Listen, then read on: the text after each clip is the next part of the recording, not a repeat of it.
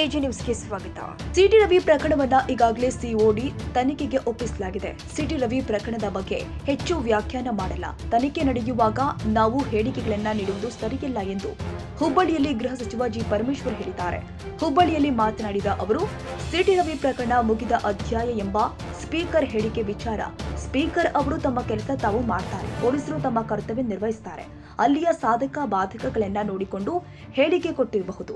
ಕಾನೂನು ಪ್ರಕ್ರಿಯೆ ನಡೆಯುವಾಗ ಕೆಲವು ವಿಳಂಬವಾಗಬಹುದು, ಆದರೆ ತನಿಖೆಯನ್ನ ಸರಿಯಾಗಿ ಮಾಡಬೇಕಾಗುತ್ತೆ. ಪ್ರಕರಣದ ಸತ್ಯಾಸತ್ಯತೆ ನೋಡಬೇಕಾಗಿದೆ ಎಂದಿದ್ದಾರೆ.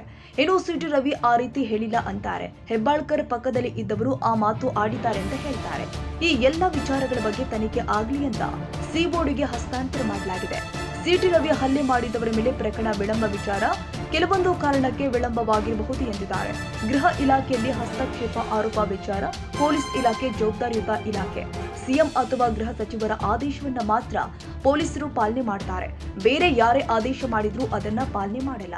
ಅವರಿವರು ಆರೋಪ ಮಾಡ್ತಾರೆ ಅಂತ ನಾವು ಇಲಾಖೆ ನಡೆಸಲ್ಲ.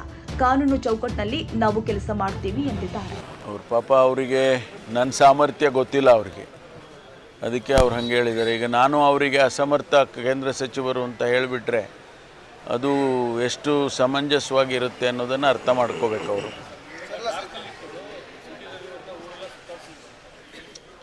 ನೋಡಿ, ನಾನು ಈಗ ಅದ್ರ ಬಗ್ಗೆ ಹೆಚ್ಚು ವ್ಯಾಖ್ಯಾನ ಮಾಡೋಕ್ಕೆ ಹೋಗೋದಿಲ್ಲ. CIDಗೆ ತನಿಖೆಗೆ ಆದೇಶ ಮಾಡಿದ್ದೇನೆ. ಈಗ ಅದರ ತನಿಖೆ ನಡೆಯುವಾಗ ನಾವು ಯಾವುದೇ ಹೇಳಿಕೆಗಳನ್ನು ಮತ್ತು ಸ್ಟೇಟ್ಮೆಂಟ್ಗಳನ್ನು ಕೊಡೋದಕ್ಕೆ ಬರೋದಿಲ್ಲ. ಅದು ಅದರಿಂದ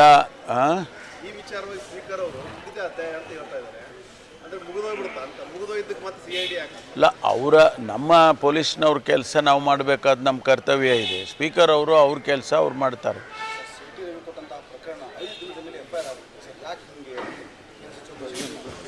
ಇಲ್ಲ, ಅದು ಎಲ್ಲ ಅಲ್ಲಿಯ ಸಾಧಕ ಬಾಧಕಗಳನ್ನು ನೋಡಿಕೊಂಡು ಸ್ಪೀಕರ್ ಅವರು ಅವರ ಅಭಿಪ್ರಾಯಗಳನ್ನು ತಗೊಂಡು ಅದೆಲ್ಲ ಪ್ರೊಸೀಜರಲ್ಲಿ ಮಾಡುವಾಗ ಸ್ವಲ್ಪ ಡಿಲೇ ಆಗ್ಬೋದು, ಆದರೆ ಅದನ್ನು ಸರಿಯಾದ ರೀತಿಯಲ್ಲಿ ಮಾಡಬೇಕು. ಅದಕ್ಕಾಗಿ ನಾವು ಇವತ್ತು COD ಕೊಟ್ಟಿದ್ದೇವೆ.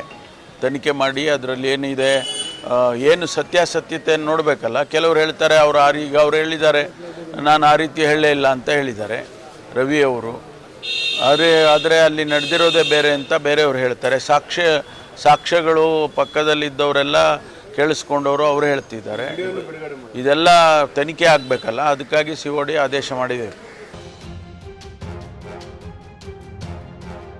ಕನ್ನಡಿಗರ ಮೆಚ್ಚಿನ ನಿಮ್ಮ AJ 24/7 ನ್ಯೂಸ್ ಕನ್ನಡ ವಾಹಿನಿ ಇದೀಗ ಟಿವಿಯಲ್ಲಿ ಲಭ್ಯ.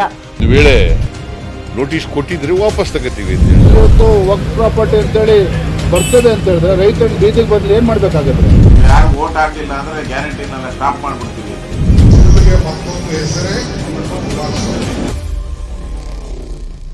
ಕರ್ನಾಟಕ ಮತ್ತು ದೇಶ ವಿದೇಶ 360 ಡಿಗ್ರಿ ಸುದ್ದಿ ಹಾಗೂ ಉತ್ತರ ಕರ್ನಾಟಕ, ಬೆಳಗಾವಿ, ಬಾಗಲಕೋಟೆ, ಧಾರವಾಡ, ಹಾವೇರಿ, ಗದಗ, ಬಿಜಾಪುರ ಜಿಲ್ಲೆಯ ಕ್ಷಣ ಕ್ಷಣದ ವಿವರವನ್ನ ಪಡೆಯುವುದಕ್ಕೆ AJ 24/7 ನ್ಯೂಸ್ ಕನ್ನಡ ವಾಹಿನಿಯನ್ನ ಲೈಕ್ ಮಾಡಿ, ವಿಡಿಯೋಗಳನ್ನ ಶೇರ್ ಮಾಡಿ, ಕಮೆಂಟ್ ಮಾಡುವ ಮೂಲಕ ನಮ್ಮ ವಾಹಿನಿಗೆ ಸಹಕಾರ ನೀಡಿ ಮತ್ತು ಚಾನೆಲ್ ಅನ್ನ ಸಬ್ಸ್ಕ್ರೈಬ್ ಮಾಡಿ.